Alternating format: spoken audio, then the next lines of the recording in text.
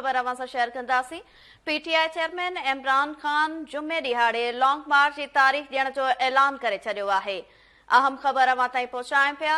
PTI chairman Imran Khan जुमे ॾिहाड़े long मार्च जी तारीख़ ॾियण जो ऐलान करे छॾियो आहे। इन हवाले सां ब्रेकिंग न्यूज़ अवां सां शेयर कयूं पिया। इमरान ख़ान जो चवणु आहे त ॾोहारी माण्हुनि खे असांजे मथां मढ़ियो वियो आहे। संदसि इहो चवणु आहे त हुननि माण्हुनि खे जॾहिं तकलीफ़ थींदी आहे त भॼी वेंदा आहिनि। सिंध अंदरि नंढी चूंड दौरान धांधली कई वई। इमरान ख़ान जो चवणु आहे त असां एहतजाज कयो त हुननि ज़ुल्म कयो, पोइ बि चूंड खटी वियासीं। पीटीआई चेयरमैन जो चवणु आहे आज़म सवाती सां हर फोरम ते गॾु आहियूं। आज़म सवाती सां जेको ज़ुल्म कयो वियो उन ख़िलाफ़ हर फोरम ते आवाज़ उथारींदासीं।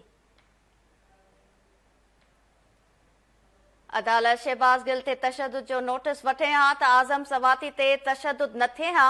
आज़म सवाती ते ॿारनि जे साम्हूं तशद्दुद कयो वियो। पीटीआई चेयरमैन इमरान ख़ान जो अहिड़ो चवणु आहे। संदसि इहो चवणु आहे त जमहूरी दौर में सियासी माण्हुनि ते एॾो ज़ुल्म अॻु कॾहिं बि न ॾिठो। अहम ख़बर अवां ताईं पहुचायूं पिया। पीटीआई चेयरमैन इमरान ख़ान जुमे ॾिहाड़े लॉन्ग मार्च जी तारीख़ ॾियण जो ऐलान करे छॾियो।